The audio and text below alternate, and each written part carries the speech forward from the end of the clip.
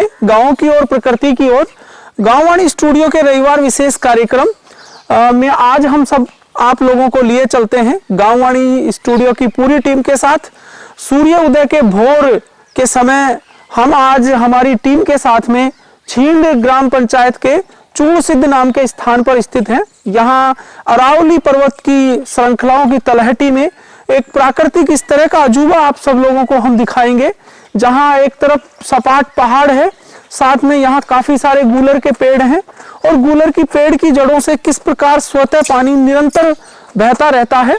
और यहाँ पर काफी संख्या में बंदर भी हैं और ये पेड़ों पर ये अपनी उछल कूद कर रहे हैं। इस प्राकृतिक दृश्य के बीच गाँववाणी स्टूडियो का हमेशा प्रयास रहा है कि हर रविवार वो अपनी टीम के साथ सूर्य उदय से पूर्व इस प्रकार के प्राकृतिक रमणीय स्थल जो हमारे बानसूर की धरा के आसपास हैं, लेकिन हमारी आंखों से ओझल हैं और हम भागदौड़ भरी इस जिंदगी में इन सुकून भरे पलों को नहीं जी पाते हैं। इसलिए इस डिजिटल प्लेटफॉर्म के माध्यम से हम आप सब लोगों को बानसूर के इस प्राकृतिक छटा और इस गांव के लोगों का जो रहने का तरीका और जो गांव हमारे हैं उन सब चीजों को दिखाने का हम प्रयास इस गाँववाणी स्टूडियो की टीम के माध्यम से हम कर रहे हैं। तो चलिए हम चलते हैं हमीरपुर से और हाजीपुर जो हमारा पहाड़ के पास में स्थित है, हाजीपुर से आगे हमीरपुर और ग्राम पंचायत छींड में स्थित ये चूड़ सिद्ध का स्थान है। ये हमीरपुर बस स्टैंड से पूर्व की ओर चलने के बाद पहाड़ी भरे रास्ते से होते हुए हम 10 किलोमीटर चलने के बाद यहाँ इस चूड़ सिद्ध स्थान पर पहुंचे हैं। यहाँ आप लोगों को हम एक ऐसा प्राकृतिक दृश्य दिखाएंगे जो आपकी आंखों को अचंभित करने वाला लगेगा, क्योंकि पहाड़ की तलहटी के पास स्थित ये गूलर का पेड़ जिससे निरंतर लगातार पानी बह रहा है। निश्चित रूप से प्रकृति का जो स्वरूप है वो कभी नहीं बदला जा सकता। प्रकृति हर व्यक्ति के लिए, हर जीव जंतु के लिए एक ऐसा समागम, एक ऐसी व्यवस्था बना के रखती है जिससे ये जीवन चक्र का पराक्रम है, ये जो निरंतर किस तरीके से चल पाए। तो चलिए हम अपनी टीम के साथ आपको उस स्थान के ऊपर लिए चलते हैं जो कि बिल्कुल गूलर के पास में स्थित है और वहां से पानी निरंतर बह रहा है। हम अपनी टीम के साथ अब बिल्कुल नजदीक पहुंच गए हैं।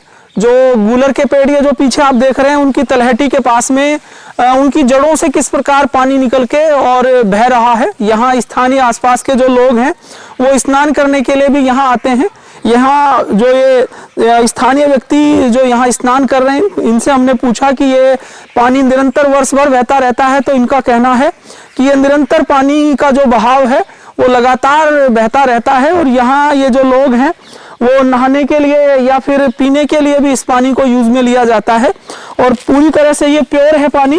और अगर आप अब देखें तो प्रकृति का ऐसा संतुलन, जब गर्मियों की जब ऋतु होती है तो ये पानी बिल्कुल ठंडा होता है, लेकिन अब मीठी ठंड जब आरंभ हो गई है तो ये पानी अगर हम देखें तो बिल्कुल एकदम प्योर है और ये जड़ों से निकलकर और बहता हुआ लगातार ये पानी आपको बहता हुआ नजर आएगा। इस पानी का एक स्वरूप एक खास हमें लगा कि जब हम कभी ट्यूबवेल चलाते हैं तो पानी बिल्कुल गर्म आता है, उसी प्रकार जब ये सर्द ऋतु का मौसम है ये लोग हमें बता रहे हैं कि इस पानी का जो जैसे जैसे सर्दी बढ़ती जाएगी वैसे वैसे ये पानी भी गर्म होता चला जाएगा। अभी यहाँ स्थानीय जो व्यक्ति स्नान कर रहे हैं, इनके स्नान के बाद हम कुछ इनसे भी आपसे कुछ जानकारियां जुटाकर और आपको बताएंगे। ये गूलर का जो विशालकाय पेड़ आप देख रहे हैं, इस पेड़ की बिल्कुल जड़ों से ये पानी निकलकर बहता हुआ और आगे की तरफ जा रहा है और इसी चीज को, इसी दृश्य को फिल्मांकन करने के लिए हमारी टीम आज यहाँ इस चूड़ सिद्ध नाम के स्थान पर आई हुई है। आपको भी अगर कभी समय लगे और अपना कुछ फुर्सत के पल अगर आप जीना चाहें प्रकृति के साथ, तो यहाँ आकर इस रमणीय स्थल पर आप अपना समय बिताएं। आपके मन को, चित्त को एक प्रसन्न चित्तता का एहसास आप लोगों को होगा। मोल ली थी ये सन 1980-81 के अंदर तो हमने मोल ले ली थी। खरीद लिया था आपने? खरीद लिया 80-81 में, जिससे बाद में हम पहले गांव में रहते, फिर हमने 99 में यहाँ आकर हमने मकान बना लिया। यहाँ रह रहे 99 से हम देख रहे हैं। फिर उससे पहले हमारा पिताजी यहाँ बकरी बैठा था, दादाजी बैठा, ताऊ बैठा था, यहाँ रहते थे पूरे परिवार बिल्कुल से। बिल्कुल। तो यहाँ रहते समय हमें बहुत कई पीढ़ियां हो गई इनको देखते समय। एक बार 95 में 96 में, पहले वो सन 95 में सम्मत था ना, हमारा दादाजी बताओ उसमें काल पड़ गया था, कुएं में पानी सूख गया था बिल्कुल। बिल्कुल बिल्कुल। ये पानी पूरे गांव के पशु वशु यहाँ आकर यही पानी पीते थे। ये प्राकृतिक दिन, ये पानी कभी नहीं सूखा। बिल्कुल बिल्कुल। कोई भी हमें देखते समय बोलो, हमारा दादाजी कहता था, हमारा दादाजी 103 साल का होकर अब एक्सपायर हो है। बिल्कुल। वो कहता था हम छोटे से थे, जब से ही हमने कुएं में पानी सूख जाता था, कुएं के पीने के लिए जब गांव की लड़कियां लेडीजा मटके से यहाँ पानी ले जाते, भैंसों को यहाँ पानी पिलाते थे। पहले ट्यूबवेल तो थी नहीं, बिल्कुल बिल्कुल, खुले कुएं में पानी सूख जाता था, लेकिन इसका पानी कभी भी नहीं सूखा। ये प्रकृति की देन है। यहाँ एक ऐसा अचंभित देवता था, उसको एक आवाज आती थी 60 के महीने में जब बारिश नहीं होती, जब उसकी अरदास करते हवन करते, घी लाते गांव में सुगा कर बसते, हवन करता है, हवन करते, हे परमात्मा बारिश करो, पशु है पिसाए रह रहे, भूखे रह रहे। बिल्कुल। तो उधर से आवाज आती, शंख बजाता, नाग जिसे अपन बोलते, शंख की आवाज बोलते हैं। बिल्कुल बिल्कुल। वो शंख की आवाज वहां से बजती बजती, एक ही तार बीच में टूटती नहीं, तो ये देवता बजाता, वहां तक ये इधर 12 का दावा बोलते, वहां तक बाजते जाता, बाजते बाजते जाते, जैसे वो बाजता उससे 7-8 घंटे बाद में तुरंत बारिश आ जाती, नदी नाले एक हो जाते। बिल्कुल। इसका हर साल प्रोग्राम भी होता है यहाँ। बिल्कुल। देवता पहले तो यहाँ करते, आप घर घर में मनाने लग गया, आपके यहाँ आते नहीं, लेकिन जो भादवा के अंदर 14 आती है उस 14 का प्रोग्राम करते हैं। बिल्कुल। और जो बैसाख में 14 आती है उस 14 का, साल में 2 प्रोग्राम होता है इनका। बिल्कुल। ये प्राकृतिक देवता बहुत शक्तिशाली देवता है, ये इससे तुरंत पर्चा देता है, जैसे आप इसको भाओगे वैसे ही पर्चा देता है, मन चाहते पर्चा। धन्यवाद सर, आपका शुभ नाम? शुभ नाम तो परमात्मा गिरिराज कहते हैं, गिरिराज तो मेढ़ा धीरा छीन रहे। गिरिराज जी से हमने बातचीत की और इन्होंने बताया कि इनकी कई सारी जो पीढ़ियां हैं वो यहाँ पर रह रही हैं, और इन्होंने अभी अपने दादाजी का भी बताया कि वो 103 वर्ष के होके और अभी उनका स्वर्गवास हुआ है। और इन्होंने एक बहुत महत्वपूर्ण बात बताई कि यहाँ देवीय शक्तियों का वास है, और पहले जब बरसात नहीं होती थी और कुओं में पानी सूख जाता था, लोगों को पानी पीने के लिए भी परेशानियां आती थी, उस समय आसपास के लोग यहाँ आकर, और ये जो जल स्रोत हम आपको बता रहे हैं कि गूलर के पेड़, पहाड़ की तलहटी से पानी निरंतर बह रहा है, ये लगातार प्रवाह निरंतर तरीके से कई वर्षों से लगातार बह रहा है, और ये कभी भी ये थमता नहीं है। और इन्होंने बताया कि जब बरसात नहीं होती थी तो लोगों की आस्था के लिए यहाँ आकर लोग इस प्रांगण में, यहाँ इस मंदिर प्रांगण के पास में आकर हवन करते थे, और वो अपनी अर्ज करते थे परमात्मा से कि वो बरसात करे। और इन्होंने बताया कि एक शंख की आवाज आती थी, और जो इस पहाड़ी के पास से गूंजती हुई आगे इस पहाड़ी के अंतिम छोर तक चली जाती थी। और इन्होंने एक बहुत रोचक तथ्य बताया कि वो शंख की आवाज आने के बाद 8-9 घंटों बाद में यहाँ स्वतः ही बरसात होती थी, और बरसात भी इस प्रकार से भयंकर तरीके से नदियां उफान स्तर पर आ जाती थी। तो ये प्राकृतिक का ये जो संतुलन है वो पहले अमिट तरीके से बना हुआ था, लेकिन आज इस प्रकृति के संतुलन को व्यक्तियों ने अपनी स्वार्थ के वशीभूत होकर या फिर अपनी आवश्यकताओं की पूर्ति के लिए पहाड़ों को काटा जा रहा है, पेड़ों को काटकर, और वहां जो जंगल थे उनको समाप्त किया जा रहा है। इस वजह से प्रकृति का संतुलन बिगड़ता जा रहा है।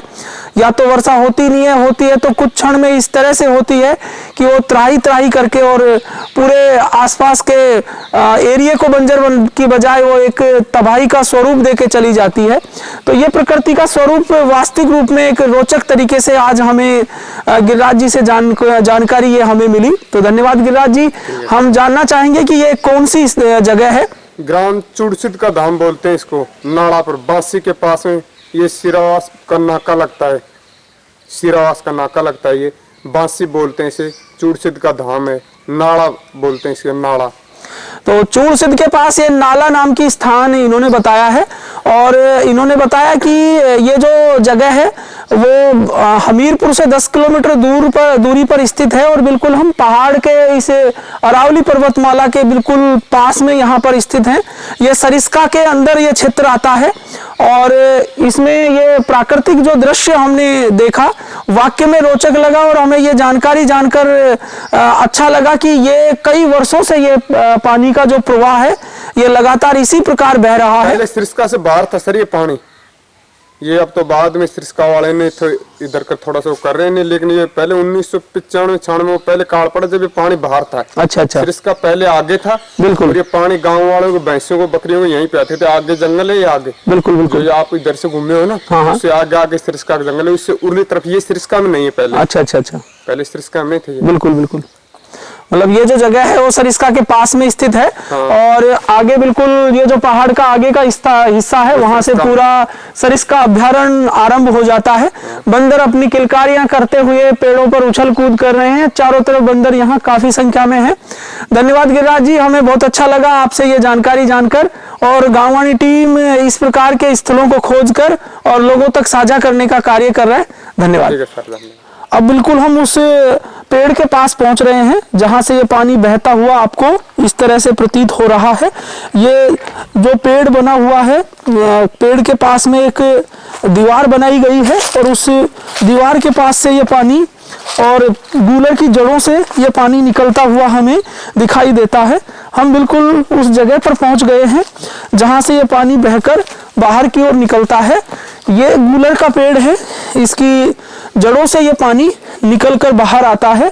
ये पूरा विशालकाय जो पेड़ आप देख रहे हैं, कई सालों से ये अपने स्थान पर तटस्थ खड़ा हुआ है और इसी पेड़ की जड़ों के पास से ये पानी बह रहा है और रिसते हुए ये धीरे धीरे रिसते हुए आगे की ओर निकलता हुआ प्रतीत हो रहा है। और बाहर की तरफ ये जो पानी बहता हुआ देख रहे हैं, वो पानी यहीं से निकलकर बाहर की ओर आता है। ये बिल्कुल पूरा का पूरा विशाल का ये गूलर का पेड़ है, इसकी जड़ों की तलहटी से ये पानी निकलकर बाहर आता है और बाहर आके ये बहता हुआ और आगे की ओर चला जाता है।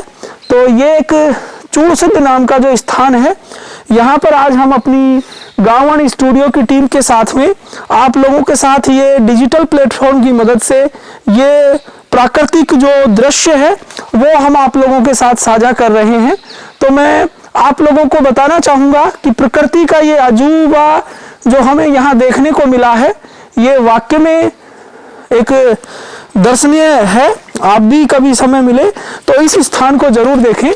एक नई चीज मुझे और दिखी कि यहाँ जो एक गूलर का पेड़ है, उसमें खजूर का पेड़ उसके बीचों बीच लगा हुआ है और दोनों किस प्रकार सामंजस्य स्थापित करके और बढ़ रहे हैं, ये आप इस गूलर के पेड़ में देखेंगे।